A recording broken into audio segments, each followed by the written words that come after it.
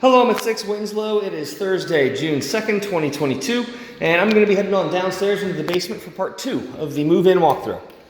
So as we come downstairs, this is an unfinished basement, so as you can see, all the walls are unfinished, the stairs are going to be unfinished. So there are going to be just kind of some general wear on the walls and the floor, but that's pretty standard for an unfinished basement. As you can see, it's all clear, relatively clean for a basement. Stairs are all working as we come downstairs, looking good there. And we're going to go and start right here in the laundry area. So like I said, walls are all unfinished down here. You can see it's cinder block walls right here, all in place and looking fine. Over here we are going to have some drywall walls, but again, lots of marks on them, all just kind of unfinished and unpainted, so pretty standard for a basement. Right here we're going to have some black shelves with some house items that need to stay with the house on it. Hot water heater is right here, all looking fine.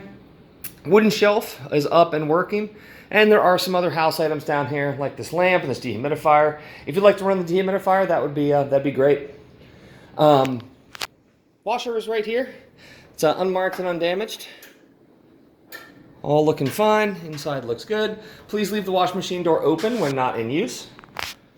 Dryer right here, also undamaged, but there are a few light marks on the top. Nothing out of the ordinary. Also, maybe a few light marks inside the drum. But again, it works, all ready to be used, no problem there. Floor looks good. Again, just has some marks on it throughout. Unfinished concrete floor.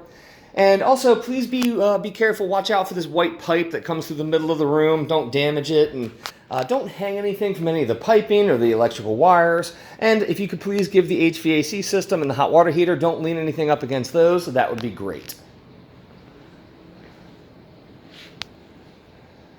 So here we are in the other half of the basement. Again, unfinished walls that have just general marks on them. We have a workbench right here. The utility sink right here does have some just kind of general marks on the inside, but that's okay. That's kind of what a utility sink is for. Did want to note down, though, that the wash machine drains into the utility sink, so please make sure that the utility sink is clear at all times when you're doing laundry to avoid any backups. Walls right here definitely have a lot of screws and marks on them. Again, nothing out of the ordinary. Back door right here has a sliding screen door, but no treatments. There is a jam bar provided for security, and I believe there's also a foot lock for security. Right here, we're going to have the fireplace. So this fireplace is not for use. It must remain covered at all times and cannot be used.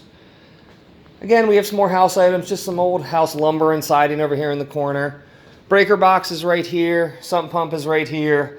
Please don't lean anything up or stand anything on top of the sump pump. Just give it a little bit of room.